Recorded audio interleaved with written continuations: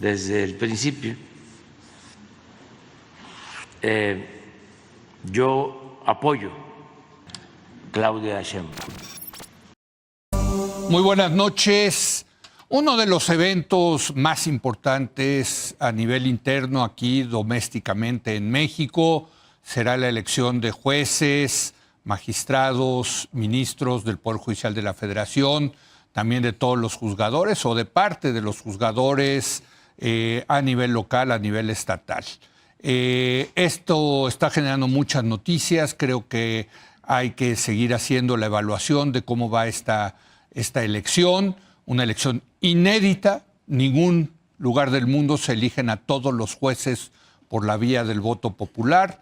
Y vamos a hacer hoy un cierre de caja de cómo va este proceso con Vanessa Romero. Vanessa, ¿cómo estás? Muy buenas noches. ¿Qué tal? Muy buenas noches. Por cierto, Vanessa participó en uno de los comités de evaluación, en el del Ejecutivo. ¿En el Ejecutivo? Y ya acabaste tu labor. La semana pasada. Lo hiciste de manera voluntaria, pro bono. Honorífica, así es. Y bueno, ya puedes hablar les tranquila algo de mi y abiertamente. Así es. Así es, muy bien. Y en esta ocasión nos acompaña Javier Martín Reyes. Él es investigador del Instituto de Investigaciones Jurídicas de la UNAM. Javier, ¿cómo estás? Muy buenas noches. Muy bien, Leo. Un gustazo estar aquí contigo. También bueno, y si el tráfico en la Ciudad de México lo permite, en unos minutos estará también con nosotros Carlos Bravo. Pero por lo pronto empecemos contigo. Ha habido muchas quejas, muchas quejas.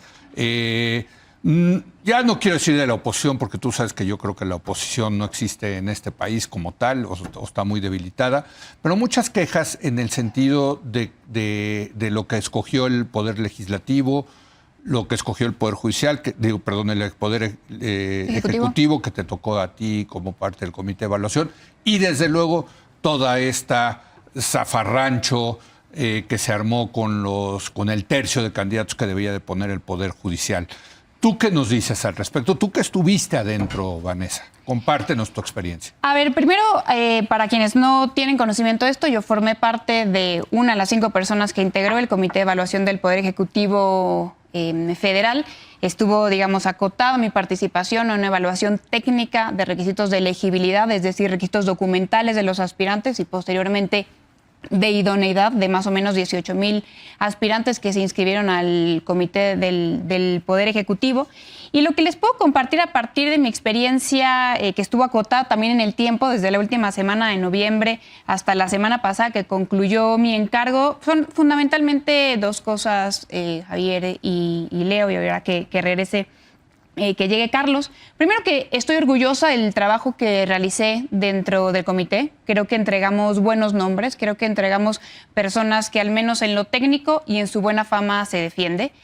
Y 2 cosas que concluyo después de haber participado en ese proceso de evaluación. Primero, que el diagnóstico de Andrés Manuel López Obrador era correcto. Las redes de corrupción, las redes de nepotismo que me encontré al evaluar sobre todo los perfiles del Poder Judicial me dejaron sin aliento, francamente. ¿Ustedes también vieron los de los otros poderes? El 60% aproximadamente de las personas que se inscribieron en mi comité para ser evaluadas ya formaban parte del Poder Judicial, es decir, venían de carrera judicial. Ok, muy bien. Y a partir de eso también puedo diagnosticar cuál era el estado de nuestro Poder Judicial anterior.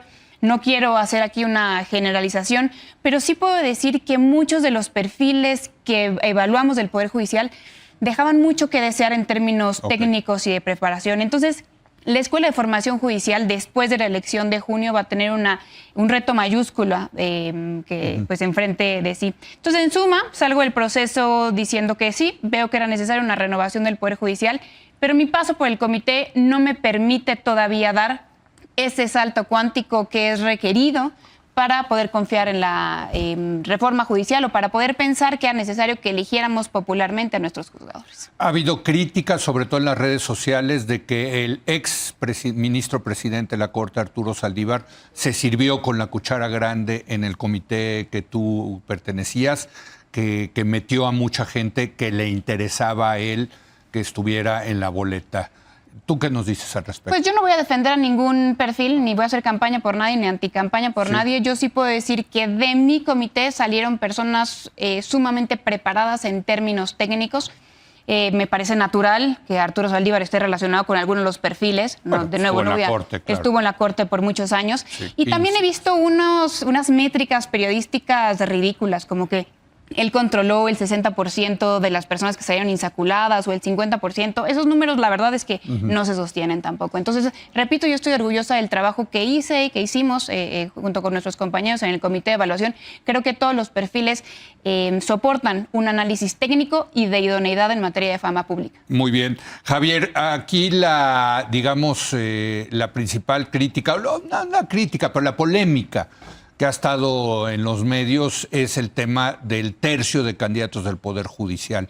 Ayer se armó aquí un buen debate donde muchos de los panelistas, de nuestros panelistas, decían se equivocó el Poder Judicial al no querer participar en este proceso. ¿Tú qué nos dices al respecto, Javier? Mira, yo no hablaría de entrada, Leo, de el Poder Judicial, porque no es que el Poder Judicial haya decidido autoexcluirse de esa participación. Yo te diría, creo que hubo una enorme irresponsabilidad de dos tipos de tribunales. Primero, algunos juzgados de distrito, ¿no?, que dictan suspensiones que a mí me parecen que jurídicamente no se sostienen. Yo creo que un juez de distrito no tiene la facultad para, frente a una reforma constitucional, dictar una suspensión provisional o definitiva y decir, esto se tiene que parar. A mí no me gusta la reforma judicial, pero reconozco que ya se aprobó, es una norma vigente. No se alcanzaron los votos en la Corte para invalidarla, en su momento lo platicamos, y yo te diría, creo que esas son resoluciones que se dictaron de manera incorrecta.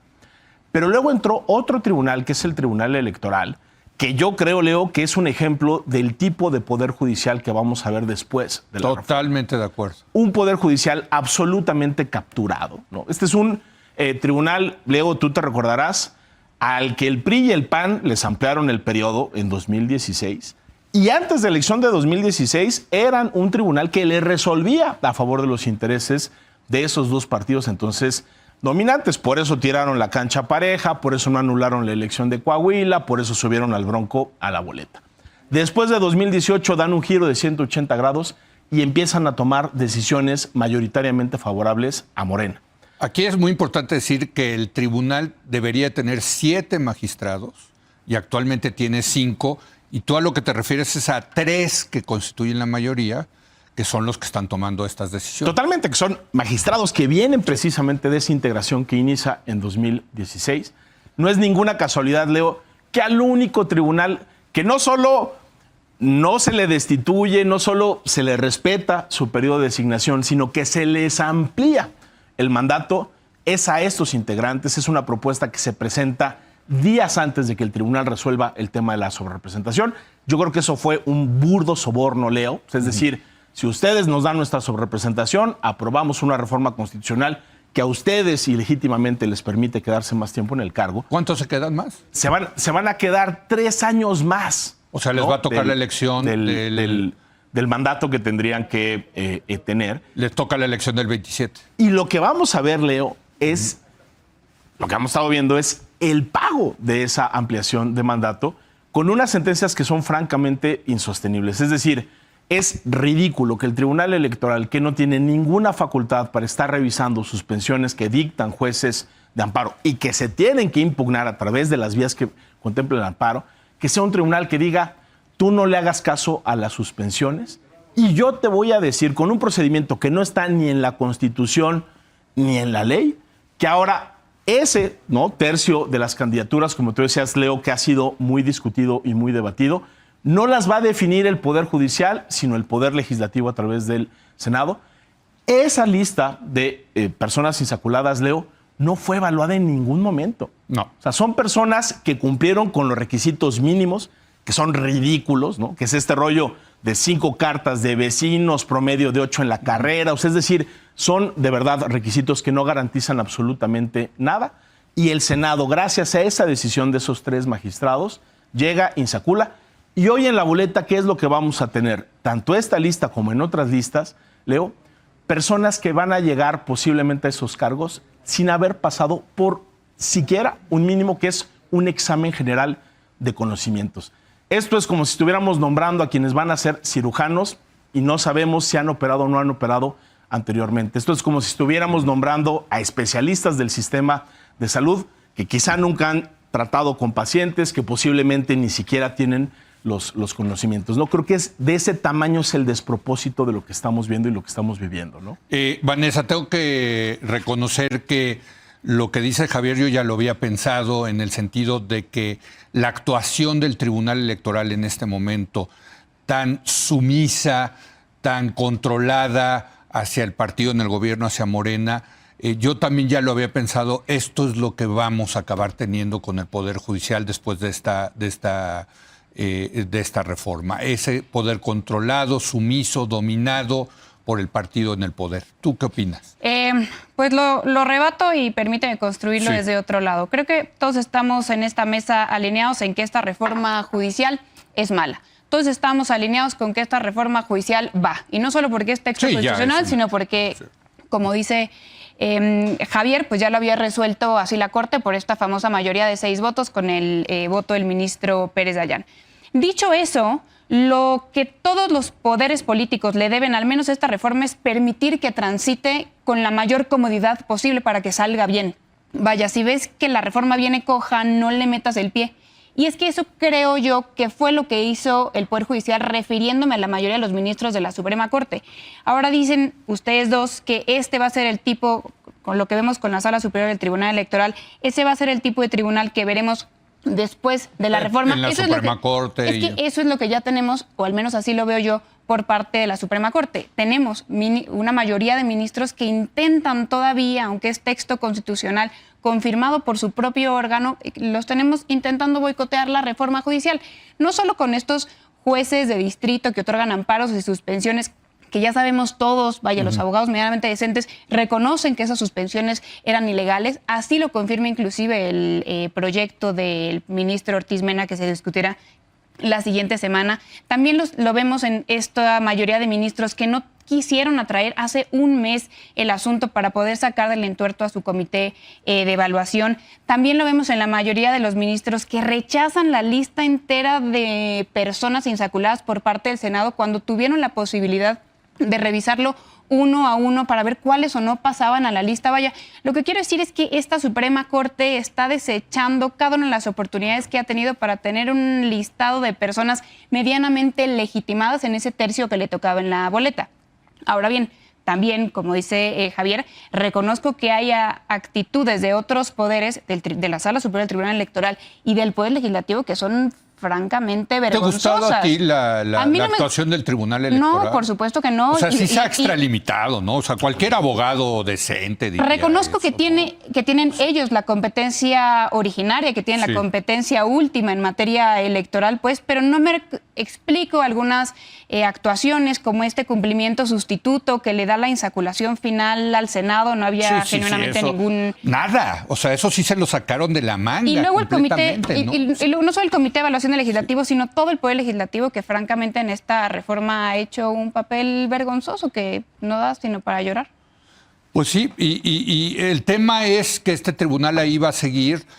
Pero bueno, ¿qué va a pasar en las elecciones? Vámonos a las elecciones, Javier. Finalmente, pues vamos error tras error, un mal diseño, un mal sorteo, las bolitas se les caían, todo este zafarrancho de los candidatos. Va mal. O sea, no va encaminada bien la reforma, ¿no? Y sabíamos que iba a ir mal, Leo, porque es una reforma que no busca mejorar el sistema de justicia. Esta es una reforma que lo que busca, primero, fue purgar a todos los poderes judiciales. Ya vamos a la mitad, ¿no? Sí. A nivel federal, y en 2027 nos vamos con otra mitad. Sí. Capturar al Poder Judicial por diferentes vías.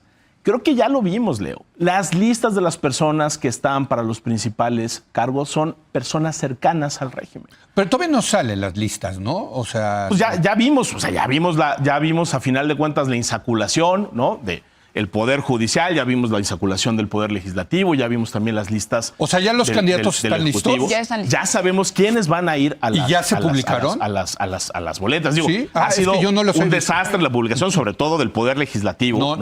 Tan desastroso que yo no las he visto. A ver, Leo, hay gente que son auténticos candidatos cachirules, que no aparecían en las listas de inscritos ni en las que de personas que cumplían con los requisitos mínimos y que de repente en la lista de idóneos aparecen y salen como insaculados. O sea, de ese tamaño es el desaseo. Entonces yo te diría, esas son listas fundamentalmente de cuotas y de cuates, ¿no?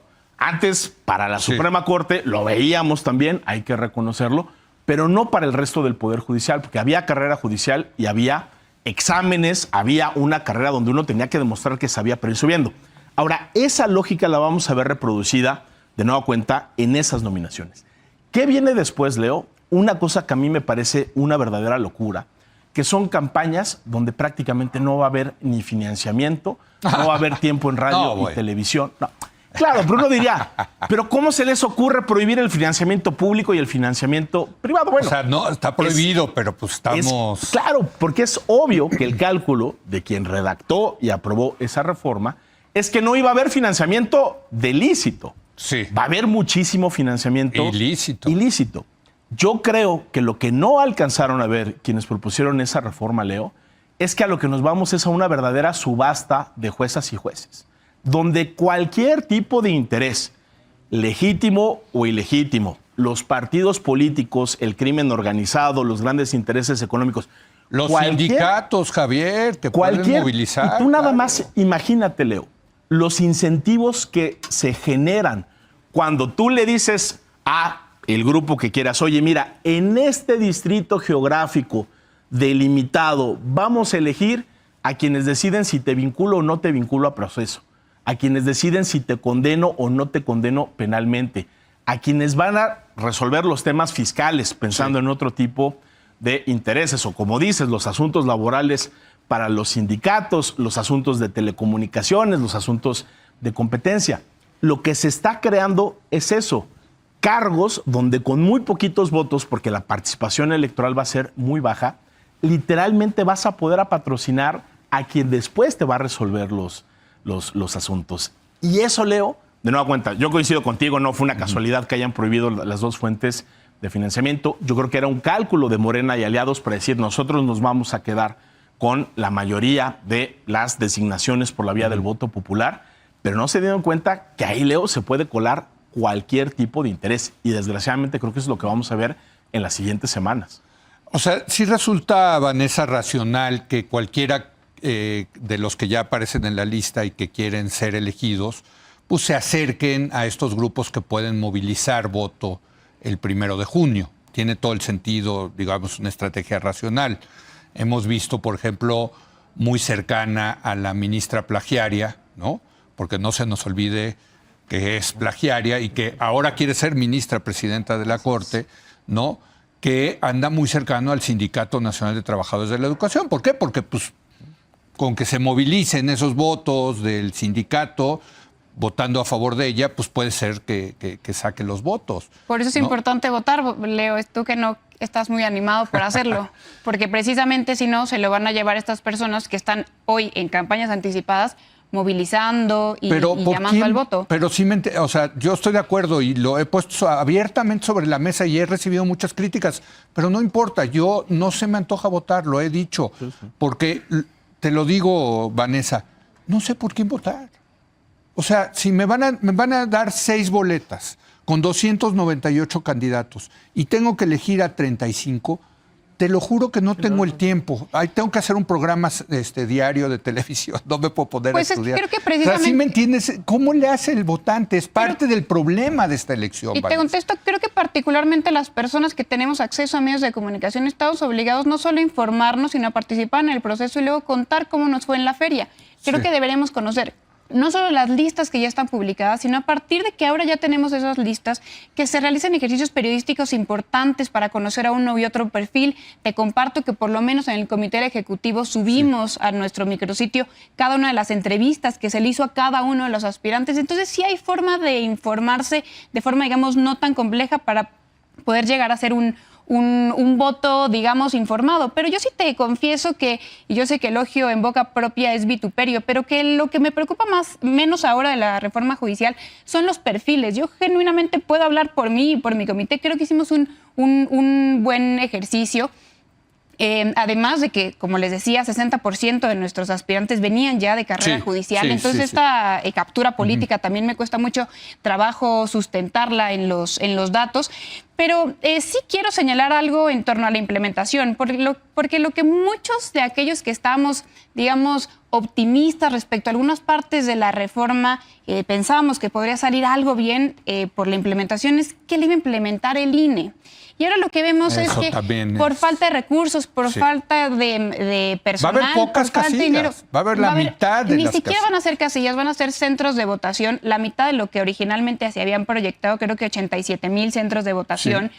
Contrario a lo que siempre le había pedido a la oposición, al PRI, no van a contar los votos los ciudadanos. Que eso no me parece mal, Vanessa, porque pobres ciudadanos, imagínate, se van a quedar ahí toda una semana contando los votos, pero ¿no? vaya, porque está tan difícil. En eso también descansaba parte nuestra No, ahora se los van a mandar al distrital, ¿no? 12 días nos vamos a tardar en conocer los resultados. Sí, correcto. Las boletas electorales que van a ser sumamente complejas, pues esta dificultad que tendremos de conocer a los perfiles. Pero lo que a mí me parece más grave es esta equiparación que terminó haciendo el INE respecto a los distritos electorales y los distritos judiciales. Una belleza. Porque la realidad es que eso destroza la esencia de la reforma, porque es imposible defender que la reforma se hizo para que todos votemos por nuestros juzgadores, porque no todos vamos a votar por nuestros juzgadores con el diseño que tenemos hoy. Solo el 40% del Poder Judicial Federal se va a elegir entre la Ciudad de México, Estado de México, Nuevo León y Jalisco. Entonces,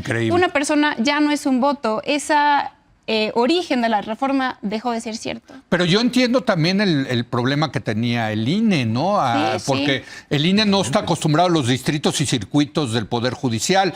Por cierto, un dato que dio ayer Ana Laura Magaloni, que los 3 jueces especializados en materia económica, que son fundamentales en materia de monopolios, etcétera, los van a elegir en Iztapalapa.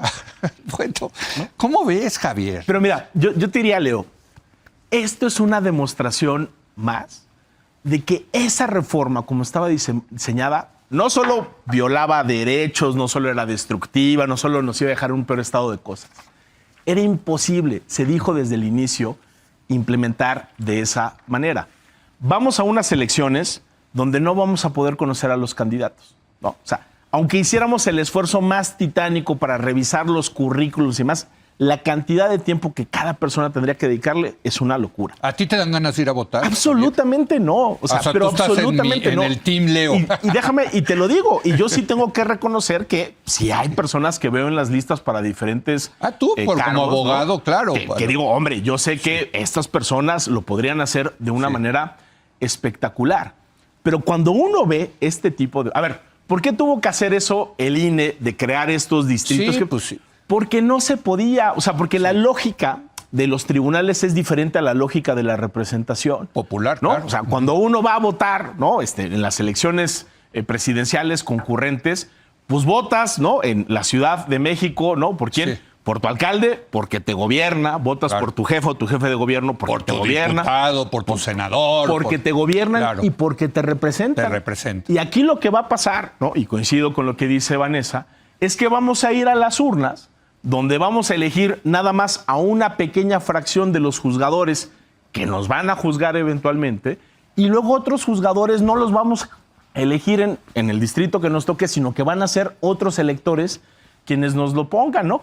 O por lo que ya se ha dicho, ¿no? En Iztapalapa van a elegir a juezas y jueces que van a tener competencia en todo el país. Entonces, el principio más básico de la representación, que es dar consentimiento para que te gobiernen o para que te representen, no se va a poder cumplir. Entonces, en una elección, de nuevo, Leo, donde no tenemos garantía de que los perfiles... Hay perfiles muy buenos, pero también hay unos perfiles muy malos y otros son un volado, porque, de nuevo, a ninguna de esas personas, Leo, a ninguna, ni en el comité del judicial, ni del legislativo, ni del ejecutivo, se les aplicó un solo examen de conocimientos. Ahora, puede ser que ya sepan mucho, puede ser que no.